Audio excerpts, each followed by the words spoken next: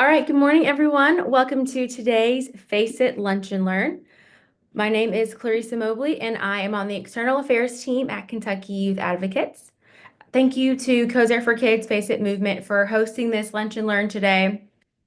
And so before we start, I'm just going to get into a quick couple of housekeeping items. So as you guys are joining the meeting and as we're starting this training, please stay on mute if you don't mind, just so that we don't have any extra background noise or we disrupt our presenter or other people who are listening. If you have any questions, please drop them in the Q&A section. If you see that at the you can see that at the bottom of the Zoom or in the chat, please drop your questions in there throughout the training. There'll be an evaluation survey at the end of the training. We'll drop a link in the chat at the end. You'll be able to request your social work CEUs or your certificate of completion at the end of the survey. And the survey is required to receive your certificate and your CEUs, and the link for that survey will not be shared after the training ends. So we will stay on to make sure that everyone was able to access the link, but you need to stay on for the full trainings that you can receive the link, complete the survey, and then you can receive your CEU and your completion. So let's get into it. Today, we're going to hear from Glenisha Mudd with Safe Touch Family Counseling Center. And for our Smoke After the Fire, the Lingering Effects of Vicarious Trauma, Lunch and Learn. The workshop is designed to help individuals who are exposed to trauma through their work and personal experiences to understand, manage, and mitigate the effects of vicarious trauma. And Debbie is going to drop in the chat what you all will learn from today's training, which will be how to define vicarious trauma, identify and recognize the signs of vicarious trauma, understand the impact of vicarious trauma, identify strategies to overcoming vicarious trauma, and implement workplace practices to reduce vicarious trauma risk. Now I'm going to pass it off to Glenisha Mudd, who is the founder of Safe Touch Family Counseling Center. Glenisha? Awesome. Thank you so much. Can you all hear me? Maybe just a thumbs up. Okay, perfect. All right. I think you're going to pull that PowerPoint up for me, Clarissa. I appreciate it. Okay.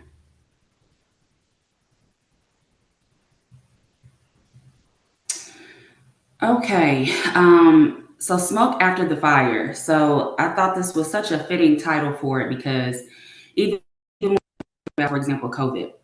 People talk about COVID like it was so long ago. And I know many of you probably feel like it was just like yesterday.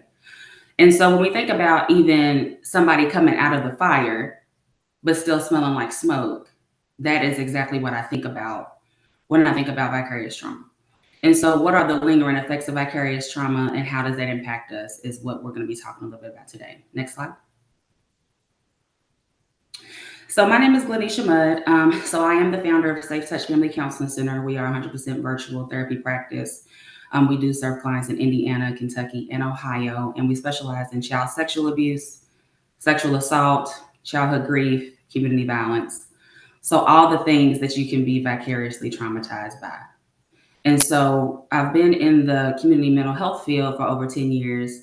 And I thought it was fitting to not just put what I do and how long I've been doing it, but a little bit about how I've been impacted too. So I'm also a survivor of burnout, survivor of compassion fatigue. I'm sure I'm not the only one on this call who is a survivor of that. A self-care strategist, really working really diligently and intentionally on strategies for self-care for myself, as well as my clients and my colleagues. I am a therapist and a client. So I'm a therapist who has a therapist, and I'm very open about that because that is a strategy that I do recommend, whether it's formal therapy or some type of therapeutic outlet as a way to take care of ourselves while we are oftentimes helpers in the field. I am a woman, a wife, a mama, and a therapist. And the reason I put those things there is because those are the roles that I hold in my life. And vicarious trauma has a way of impacting you and how you show up in every other role in your life, not just in your work. Next slide.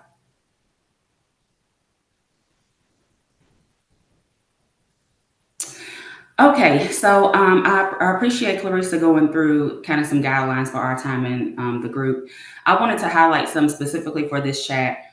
So there will be some space for discussion, whether that's in the chat or live, be off mute. So let's just be mindful to respect the privacy of those who might share something during discussion. Let's listen to learn and not listen to respond.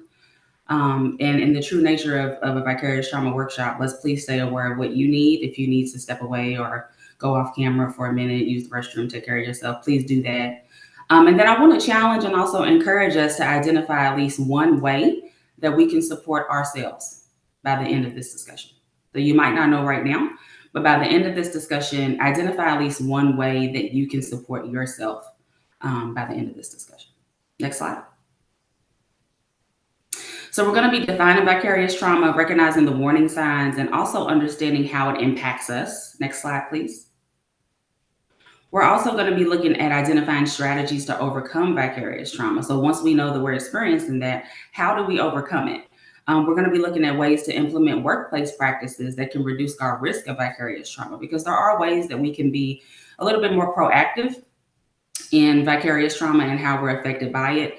And then we're going to look at how we can advocate for systemic changes. So changes within the full system, not just within our workplace, but even within our family life, our peers. How can we have systemic changes that can foster resilience? Next slide.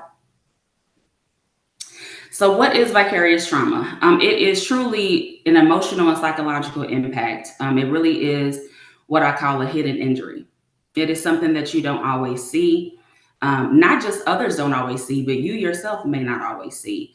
It comes from being exposed to the trauma of other people, often from listening to their experiences or witnessing their pain. So whether you're seeing something or you're hearing something, it's that repeated exposure to that thing or those things. And what's important to note about vicarious trauma is that it tends to shift or impact your worldview or your perspective as a whole. I love how the Office for Victims of Crime defines it as an occupational challenge. Truly an occupational challenge for people who work with and volunteer in the field of victim services, law enforcement. I appreciate everybody dropping in the chat kind of where you were from. I got a chance to glance at that really quickly. And my goodness, thank you all for being here. So everyone on this call is doing very impactful work in your respective field and industry. And I have no doubt at all that you are exposed to traumatic material from time to time. And if you've been in the field for a while, then repeated exposure over time. And so whether that's, victim services, law enforcement, emergency medical services, the key to remember is that continuous exposure to victims of trauma and victims of violence. Next slide, please.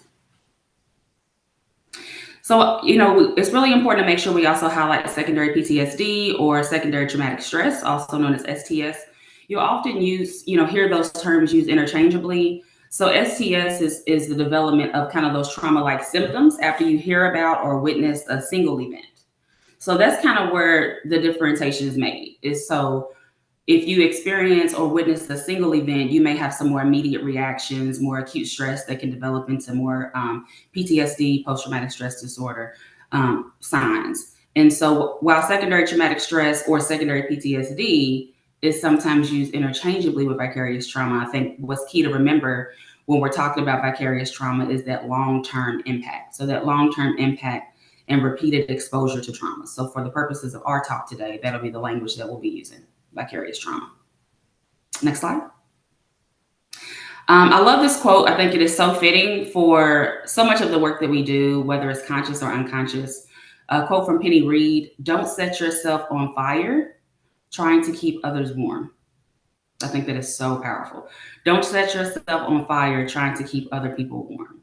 And oftentimes in the helping profession, whatever it is that you're doing, and I would just say in people work, right? When you're working with other people, a lot of times you're in this work because you care, because you want to help. And sometimes that can start to damage you depending on what boundaries look like, what your schedule looks like, how much material or narratives you're exposed to, and the trauma that your clients are experiencing. And so sometimes I'll see people in the field really truly over accommodating or enabling or doing these things really from a good place and with a good intention to be able to help their clients. But oftentimes they may find them dragging themselves at home, feeling a lot more depleted than maybe they otherwise would have felt. if they maybe have done that a little bit differently. So this really truly captures what vicarious trauma can look like. Don't set yourself on fire trying to keep other people warm. Next slide. Okay. So I've got I don't think my little words are populating in my bubbles, but that's okay. So who experiences vicarious trauma? Thank you, Clarissa. I don't know why it's not, but we'll roll with it.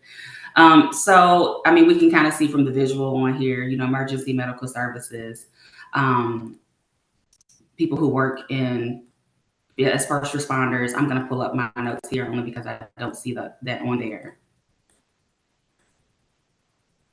Yeah, I'm sorry. They're very, very light. Maybe I have an outdated PowerPoint No, version. that's okay.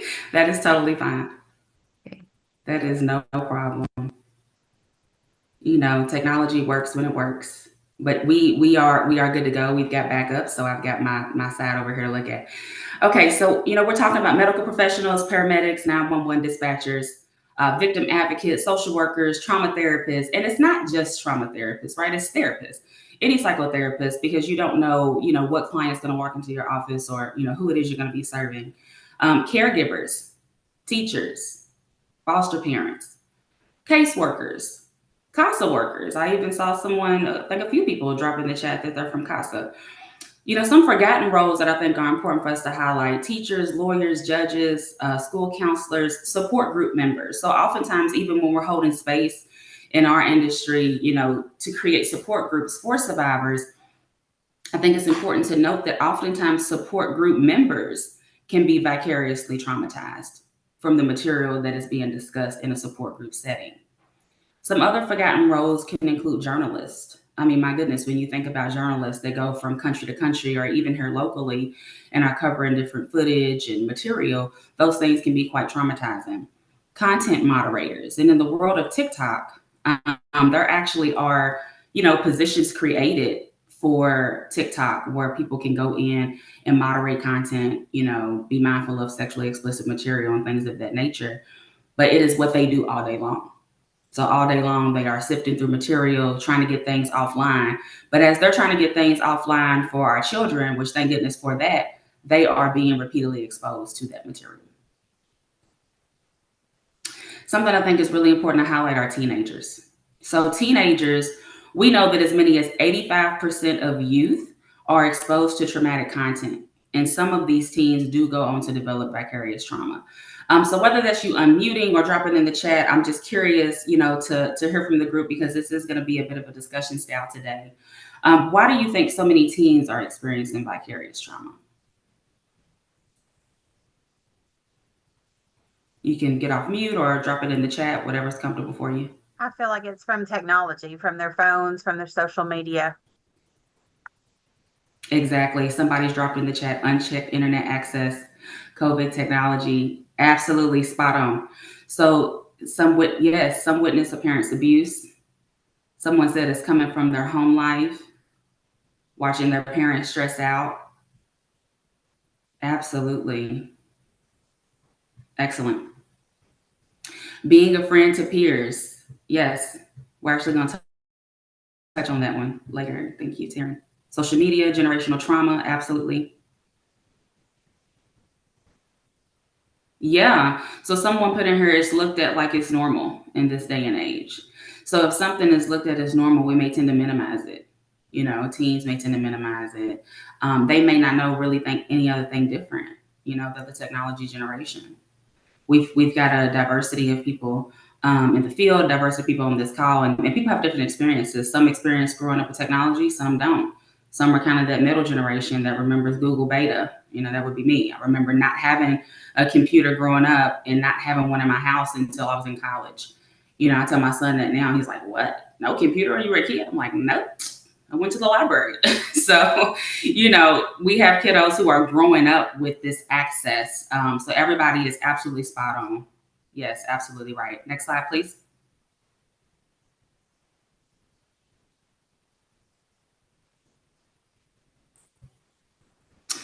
So again, you all said an increase in media coverage of traumatic events. So even as we think back to COVID and we think back to, the coexisting COVID and extreme racial trauma that, let me be clear, was going on way before 2020, right? But in 2020, it was truly being highlighted and captured, unfortunately, on video. And, so many teenagers were witnessing those things, firsthand. It wasn't uncommon for a teenager to come home and tell mom, dad, grandma, uncle, auntie, whoever, news before grandma, auntie, uncle, whoever even knew about it. The teenagers often knew about it before the adults in the home did. So research shows that not only does the increased media really affect them, but it's directly correlated to those stress related symptoms. There is a direct correlation to this increase in stress related symptoms, increase of social media platforms, and just in general, increase in national tragedies. Hearing a lot about overdoses and school shootings, and all these very real things that a lot of our kids are being exposed to. And so I just wanted to make sure that we really held space for that when we think about the teenagers that we serve, the teenagers in your home, the teenagers you work with. They are at a very high risk of being vicariously traumatized. Next slide, please. So how do we recognize the warning signs of vicarious trauma? So there are quite a few. And so I really wanted to kind of narrow these down to 6 domains that, tend to really affect us. And we think about our humanness, right? We're not one-sided, we're very multifaceted people. And so we have so many different ways we can be affected. And so for the purpose of today, we'll talk about emotional changes, cognitive changes, or those changes in your thoughts and thought processes, physical changes, even behavioral changes, changes in the things that you do, relationship changes, not just professional relationships, but personal relationships as well, and spiritual changes, whatever spirituality may mean for you. Next slide, please. So when we think about emotional changes, that often can look like, persistent feelings of sadness, persistent feelings of hopelessness, really feeling emotionally drained or deeply affected by other people's trauma. I think someone mentioned earlier when we talked about teenagers, oh, it's just considered normal. Well, oftentimes in the helping profession, being tired, being drained, that's just normal. We just have hard jobs. That's to be expected. And we really have to be careful because it's not necessarily that it's a line drawn, right? From just kind of being in general tired from having a hard day, and really recognizing how you're being emotionally affected from vicarious traumatization, where you're having those persistent, ongoing feelings of hopelessness, ongoing feelings of sadness, really having a hard time being able to have that get up and go that maybe you once had before your caseload increased or before your coworker resigned and you took on someone else's caseload. Can anybody relate to that? I know I can. Coming from community mental health, we have clients who need to see. And so, and we also have high turnover rates. And so I think a few people maybe mentioned that they're from DCBS. I know that you all know. And so clients need to be served, families need to be helped. And so being able to recognize when you're having those persistent feelings of sadness and hopelessness, not just your general, oh, I'm feeling tired. It can also look like guilt or self-blame. So blaming yourself for not being able to fix, not being able to change the traumatic outcomes for others. And again, we got into this work because we want to fix, we want to help. And so the reason why I think it's important for us to talk about this is my hope is that as we're talking together, that you are having some introspection and are reflecting on, okay, sometimes when I have these conversations, people have a certain client that comes to mind or a certain family that comes to mind. They're like, oh my goodness, I remember I stayed up all night thinking about this client and I just couldn't seem to help them, make it through to the next way. So feeling that persistent guilt or self-blame for not being able to fix, increased anxiety, increased fear. So not just worrying about clients, but worrying excessively about your personal safety or the personal safety of others. And so, a lot of times when, for example, I think about, a colleague that I met at a conference who worked as a firefighter. And then, mom or dad worked as a police officer and all the things that they witnessed. And now they have a 16-year-old daughter who's going to be driving. And because of all the things they've been exposed to in their work, this can really manifest as this really overprotectiveness and really increased anxiety and fear that she's going to get in a car crash. She's not going to be safe on the road. And more exacerbated than just your general concern as a parent. So really being able to see that as a way where it's truly affecting your functioning emotionally. Another way we see this is irritability or anger. So just becoming easily frustrated, agitated, or angry, really without having a clear reason. Next slide, please.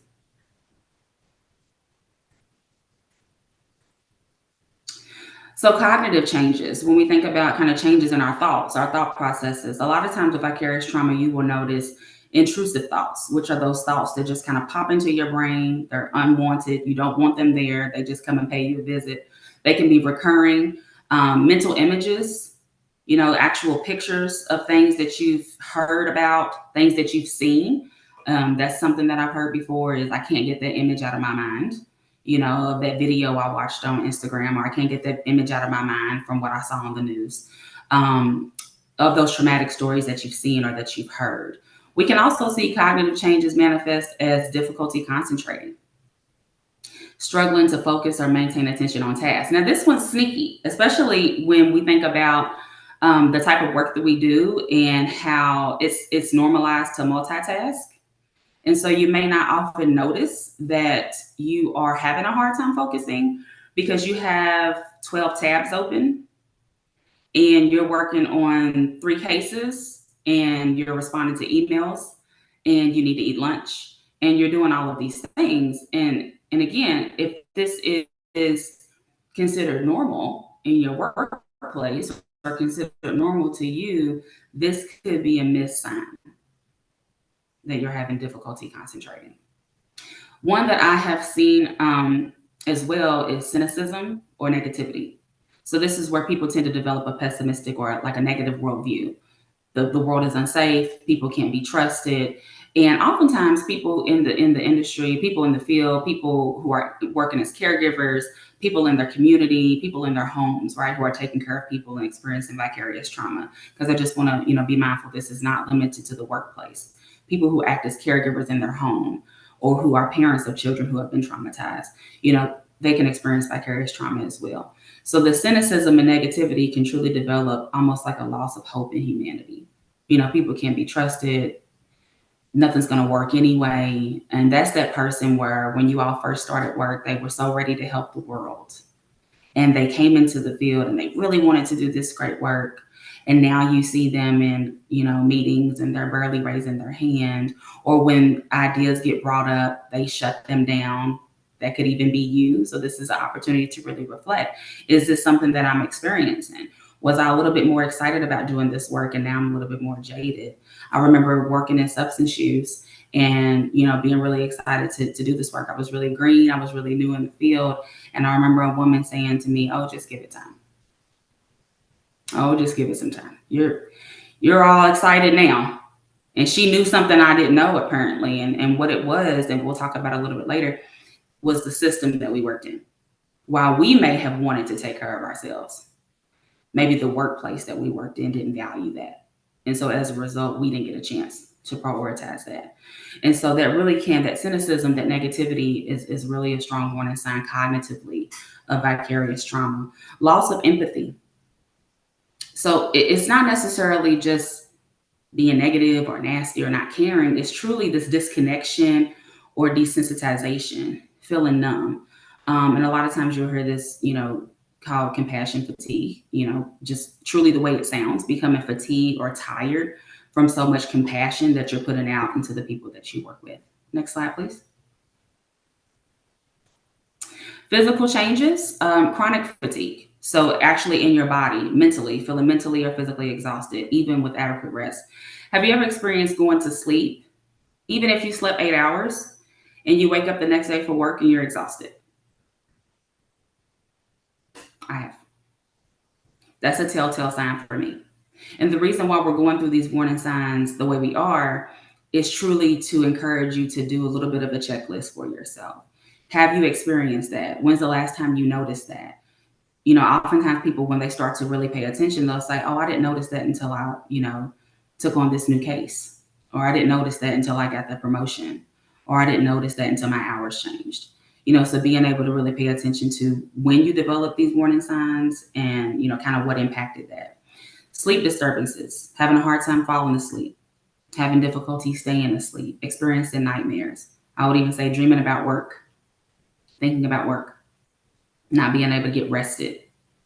Physical ailments, headaches, stomach issues, feeling tense, and other stress related symptoms. We often see appetite changes, overeating, undereating, or craving comfort foods. And there's actually research that shows a lot about the declining health of those who work in the helping profession. Because oftentimes people who work in the helping profession are helping everyone else but themselves. And so with being overworked, it's much easier to, walk and get the chicken tenders or reach for the chips or drink all the extra coffee in the middle of the day that causes you to crash and crave sugar later on. So these things are really important to pay attention to and can be a sign of vicarious trauma. Next slide, please. So I want us to take a look at just kind of a scenario here of a young girl. And based on what we've learned so far, kind of see what symptoms of vicarious trauma do we think she may be experiencing. So Aaliyah is age 16. She's always been the friend everyone turns to for support. Her best friend Maya has been struggling. She's been going through a difficult time, struggling with family problems, depression. Aaliyah listens to Maya's late night calls. She comforts her when she cries, and she tries to offer her some advice. Over time, Aaliyah starts feeling overwhelmed. She constantly worries about Maya. She has trouble sleeping. She feels guilty when she starts to take time for herself. She even starts to lose interest in things that she once enjoyed, like soccer and music. Though nothing traumatic has happened to Aaliyah personally, she feels emotionally drained and helpless. One day, Aaliyah's teacher notices she seems distant and asks if she's okay. At first, she brushes it off, but later, she confides in another friend who thankfully encourages her to set boundaries and talk to a school counselor. What type of warning signs do we see here? So, we've been talking about emotional warning signs, cognitive, physical. Anybody, whether that's in the chat or off mute. Absolutely. Losing interest in what she enjoys. So being a lot more disconnected. Yeah, emotional. Someone says she's worried. She's overwhelmed and helpless. So a lot of emotional signs, distant. Physical symptoms, yeah. So like struggling with sleep. She's not listening to music anymore. She's feeling powerless. Absolutely. So she's having some physical manifestations, a lot of emotional. Okay, excellent. Emotional easily puts her stuff to the side to help her. Yep, absolutely. And she went into this with the purest of intentions to be there for her friend, like many of us do. But what we notice at the very end of the scenario is that she had a friend who encouraged her to set some boundaries and talk to a school counselor. And that's a little bit about what we'll kind of go into later on. How do we recognize what kind of things we can do to be able to mitigate some of these effects of vicarious trauma? Someone said no self-care. Yeah, none. All the signs. I agree. She has all the signs, all the things. Okay, next slide, please. So we can also see behavioral changes, avoidance, really avoiding those situations, people or topics that remind us of the trauma. Isolation, really withdrawn from social interactions, things that were once previously enjoyable, like Aaliyah. Overworking. This is one that also gets missed. Using work as a coping mechanism to distract from emotional distress, because we know that if we are busy, then we're not idle. Because oftentimes when we are idle or when we are still, all the things that we were exposed to at work, all the conversations, the sessions, the things we've read, and mix that in with personal things, right? Because we're not robots. We're not just at work. We also have a personal life. So the things that we're experiencing in our personal and professional life kind of get mixing together. And oftentimes when we get still is when we can get a little flooded with those things in our brain and in our body. And if we don't have the tools to address those, it can feel very, very overwhelming. And so oftentimes overworking is used as a coping mechanism to keep you distracted. But the reason that that's also tricky is, again, what I said about, this type of work. It's not uncommon to work late. It's not uncommon to take work home. It's not, especially during COVID, a lot of people were working, in their bedrooms or in their kitchen, and there was no clear line of when work started and when work stopped. And let me tell you, people are still doing that. So even though COVID was in 2020, people picked up that habit and have not put it down. They have not put it down. They are continuing to overwork. They are continuing to blur the line between their personal and their work time, and that can be very dangerous. Risky behavior. So I've got this guy on here. You know, he's got quite a few bottles going on over here in this lab. So maybe a bit extreme, but I thought that was really fitting and really looking at how risky behavior such as alcohol, drug use, or harmful activities it is a warning sign of vicarious trauma. And it's also, you know, in the helping profession, it's not uncommon for people to go out for drinks after work or, oh man, it's been a rough week. Let's hit the bar. You know, that's not uncommon. But are you doing that more than you were before? Are you using that as a way to unwind or decompress rather than, oh, let's have a social activity? So these are things that are really important for us to look at as we are serving others in whatever capacity that is. Next slide, please. Relationship changes. So this little baby here is not going to drown. I highly doubt with all of these floats, baby will be okay. But I thought this picture was fitting when we think about relationship changes. And if you look at the second bullet point, overprotection, right? So when we think about the example I gave about the firefighter and the police officer who have a 16-year-old daughter that's getting ready to drive, that overprotectiveness. I've heard so many bad things. I've seen so many things. And so I'm so afraid that this is going to happen to my child. And so vicarious trauma does impact your relationships at home. If left unchecked, it will affect the way you parent. It will affect the way you show up in your relationships. It will affect the way you show up in your friendships. Because remember, vicarious trauma is repeated exposure that affects your worldview. So that's why it's well beyond a single traumatic event.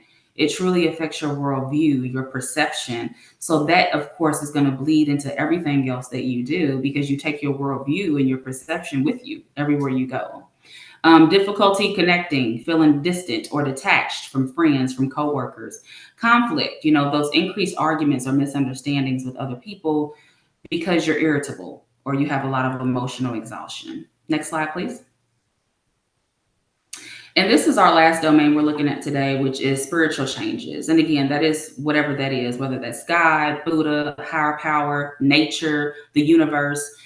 You know, we are multifaceted humans. We are mind, body, and spirit. So whatever that is for you, your beliefs, your values, those are the things that can really start to get affected by vicarious trauma. So feeling disconnected from previously held beliefs, whether moral beliefs, spiritual beliefs, and feeling a loss in purpose. You know, really struggling to find meaning in your work. You know, really going back to that example I gave of you just give it time. Remember, I was ready. I'm like, I know what I'm going to do. I know who I'm going to help. Lady's been here 15 years. She's like, yeah, girl, just give it about 6 months and we'll see where you are. She knew something I didn't know. She knew that over time she may not have known she was experiencing vicarious trauma, but over time she had lost her sense of purpose. She had doubted if she was making a difference. And so asking yourself that, noticing that in yourself, are you starting to doubt that what you do, does it even matter? Are you making a difference? Do you still feel a sense of purpose in the work that you do? Do you still find meaning in the work that you do? Feelings of hopelessness or despair. So about the possibility of making a difference. Maybe you once did, but you just feel a sense of hopelessness. I think somebody mentioned powerlessness as well when we were looking at Aaliyah. So those feelings of powerlessness as a helper or somebody who's working with people. Next slide, please.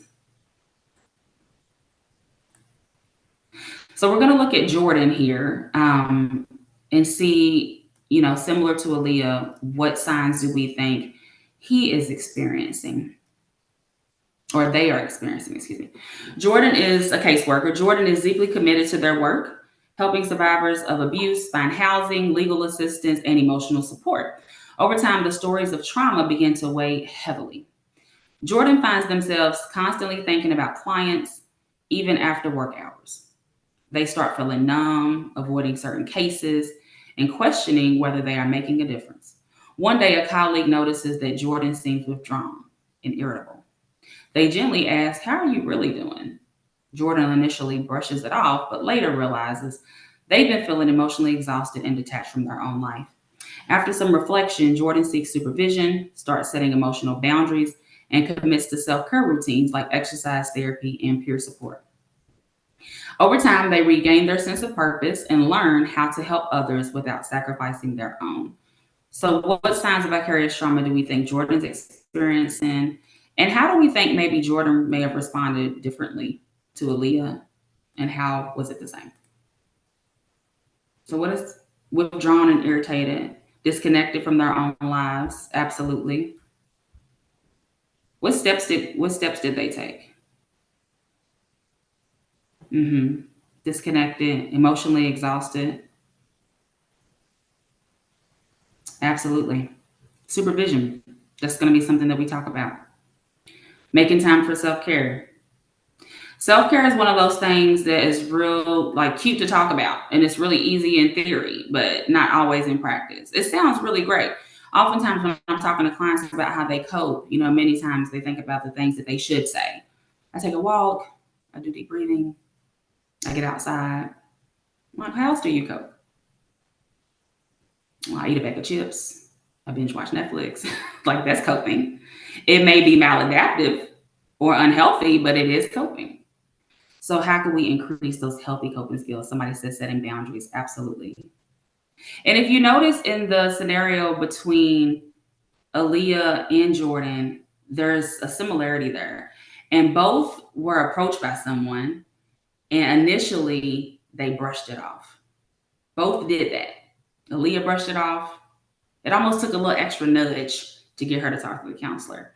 Jordan brushed it off. Took a little extra nudge for them as well. Bag of nerds, gummy clusters, and TV. Yes, that sounds like a wonderful evening. So, oftentimes when we are looking at self care, and sometimes that may feel fun, as a way to kind of let your hair down and be able to have that sweet treat that you want or watch that show that you want, right? But it's really looking at, frequency and if it's really affecting your functioning.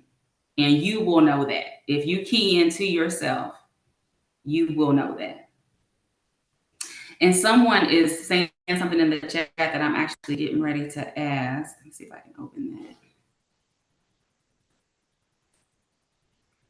All right. Someone said, I think we brush it off because we are the ones always supposed to be the helpers, not the ones being helped.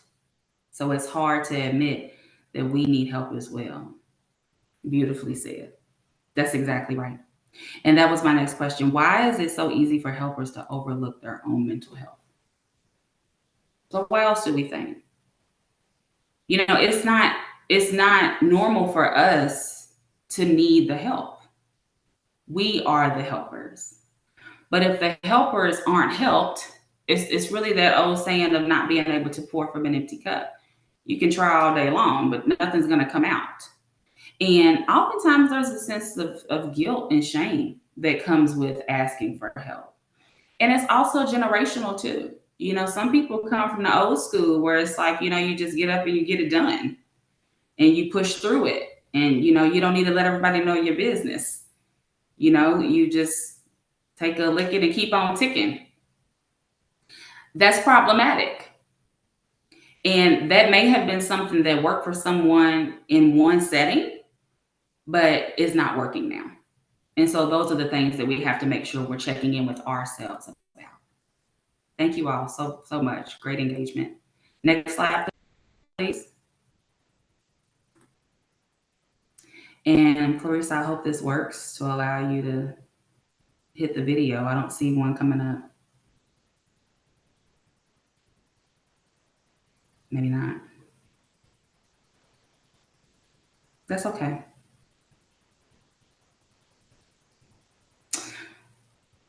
That's all right. It's maybe something, maybe Clarissa, that Deb, can we send after the fact?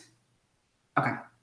So that is a cute little video that I think is very fitting when we talk about vicarious trauma. It's about, it's pretty short, about 3 to 5 minutes. I won't spoil it for you. Hopefully you'll have a chance to watch it after this talk. But it really is all visual. And that's something I love about it. It just really just kind of shows you exactly what vicarious trauma is. And so hopefully you all get a chance to look at that, but I won't stay here for the sake of time. We can go to the next slide.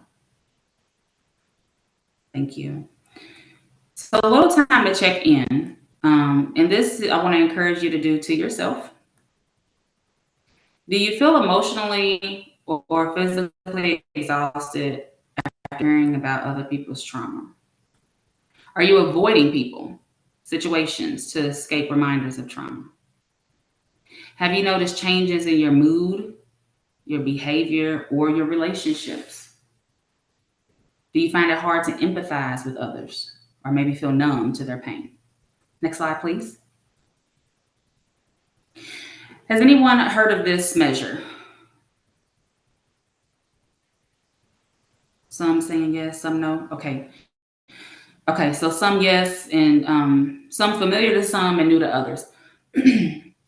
So even those who have heard of it, I want to encourage you, if you've not taken this, to take this. So this is the professional quality of life, compassion, satisfaction, and fatigue measure. So the concept of measuring professional quality of life initially was back in the 1980s, which really wasn't that long ago, by Charles Figley, and he coined the term compassion fatigue and developed this compassion fatigue self-test. So Beth Hudnam Stamm went on to build on this work and looked at professional quality of life, and that's where we get the professional quality of life, also known as the ProQual. So the ProQual measure. So this is truly a self-report measure. You can take it yourself. There's a scoring guide on the second page. And what it does is it assesses the positive and negative effects of working with people who have experienced suffering.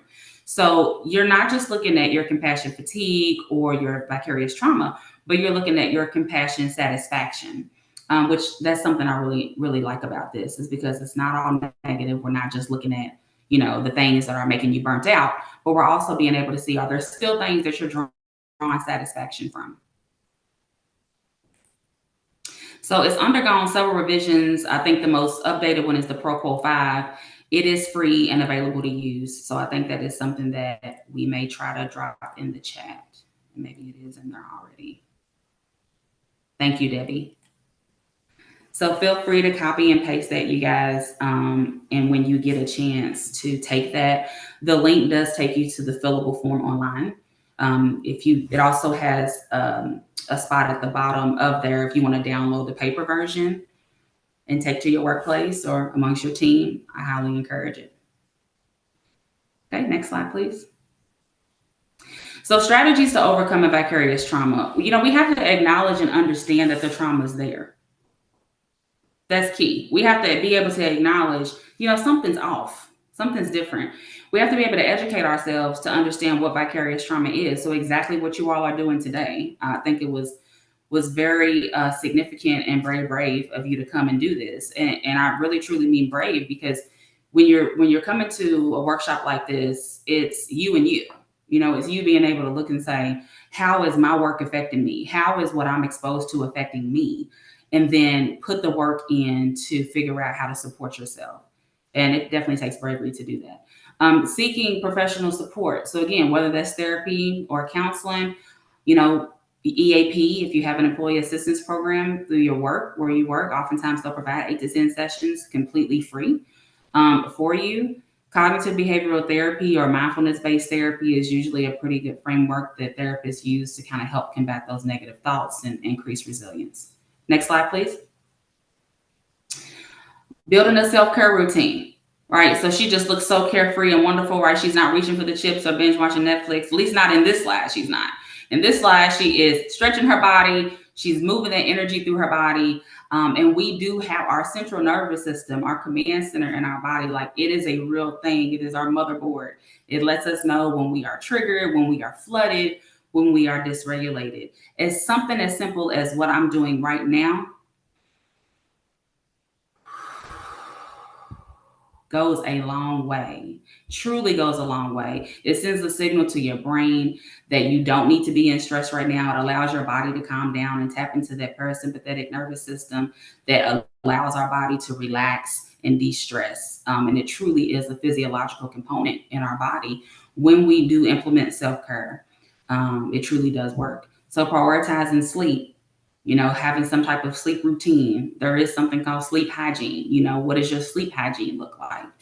Is your bed ready for bed, or is your laptop on your bed ready for work? Again, so like blurring those lines. Is your phone on your bed, or is it on the nightstand? Is your room ready for sleep? Is it, the lights down, things like that? Being able to exercise. It's starting to warm up outside. If you work in an environment, oftentimes I hear, well, I don't have time to exercise. I work all day. I'm like, I hear you.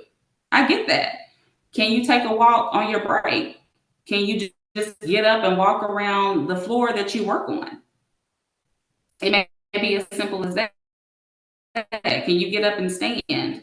Because again, the body keeps the score. The body lets us know when we are really undergoing stress. So being able to move some of the energy through is so significant. And then also, of course, eating a healthy diet, emotional self-care, and relaxation techniques. Next slide, please. So developing coping skills. So we talked a little bit about that earlier. Some coping skills are maladaptive or unhelpful, but then we have some coping skills that can be helpful. So mindfulness and meditation, engaging in hobbies. I talk a lot with my younger kiddos, and they notice, and I notice, that grown-ups forget to have fun. Grown-ups get real serious. And, just notice that one day, how many adults you walk by who are smiling or laughing. You won't see many. I've done this experiment several times.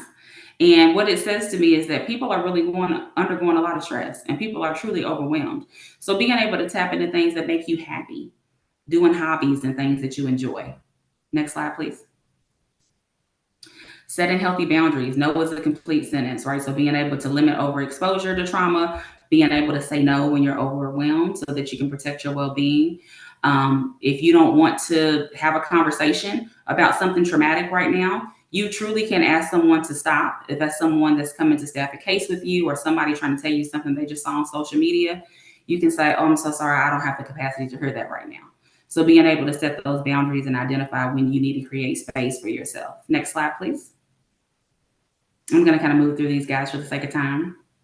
Building a support system, making sure we're connecting with our friends, our family, our colleagues, and reconnecting with meaning, reconnecting with purpose as to why you got into the field, why you do what you do, and celebrating your small victories. So I encourage all of you to start to identify some small wins that you've had at work or in your family. A lot of times we're looking for that big shebang, and it could just simply be that, you showed up today when you really truly didn't have it in you, and you showed up to be there for your client. And after the fact, you took care of yourself and took that walk or booked that therapy session or whatever it is. So being able to celebrate your small wins. Next slide. So how to reduce vicarious trauma in the workplace. Again, the EAP being an option, and advocating for a supportive workplace culture. So providing debriefing for critical incidents. If we're talking about a really critical incident or something traumatic, we need space to be able to process after that, maybe how that affected us, hearing about what happened to that family. Providing mental health days, professional development, training, support. Next slide, please.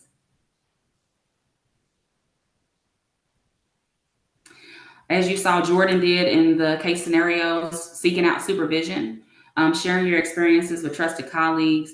And something I just wanted to add, because I worked in community mental health and we would staff cases, and some of these would be very traumatic.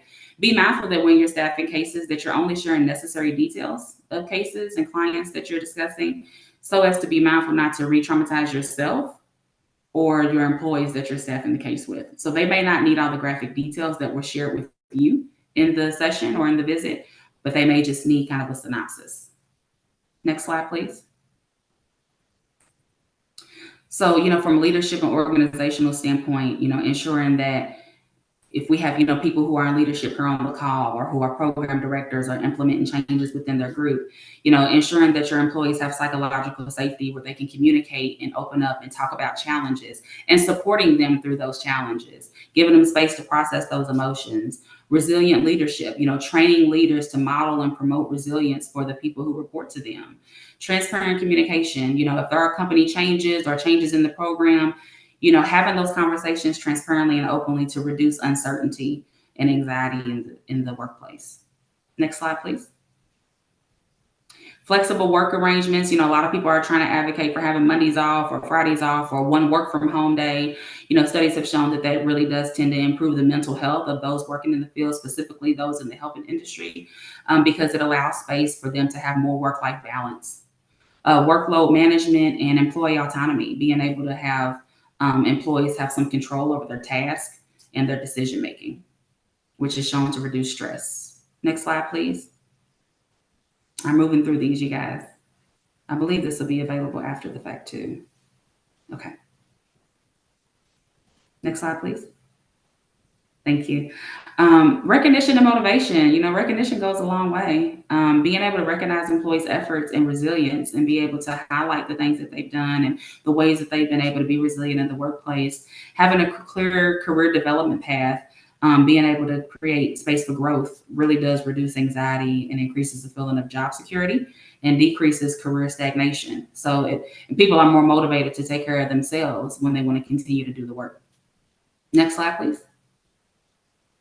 Just making sure that we have physical and environmental factors. We're not always on, especially when we're always, you think about from COVID, Zoom meetings and always on Zoom like we are now, right? Having a culture where you don't always have to be on, encouraging people to take breaks and come back really does go a long way. Next slide, please. So some key takeaways is vicarious trauma can happen to anyone who's repeatedly exposed to traumatic content. It doesn't have to be people in the industry. Remember, it can be our teenagers, caregivers, mothers, foster parents. Vicarious trauma affects us in ways that are not always obvious. So I encourage you to stay attuned to your thoughts, your attitudes, and your behaviors, as well as your worldview and your perception. Workplaces can benefit from putting practices in place to reduce vicarious traumatization, and self-care truly does go a long way, not just individually, but within the workplace. Next slide, please. So I just want to leave you all with this, really a reflection prompt that I like you all to do, before we log off. What is one action that you can take to protect your well-being moving forward? So what is one action that you can take to protect your well-being moving forward? And what is one action that your workplace can take, your workplace, to protect the employee's well-being moving forward? So what's an action you can take to protect your well-being? And what's an action your workplace can take? Next slide, please. These will be available, but I did want to drop some recommended books here for you guys.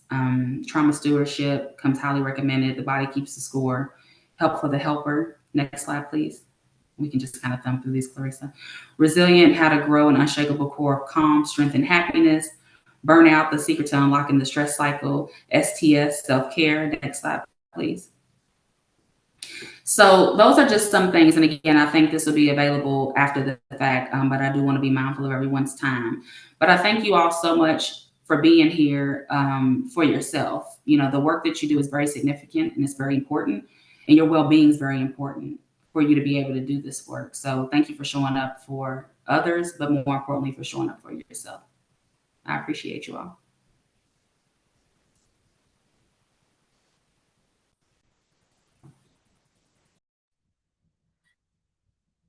Clarissa, you want to close us out?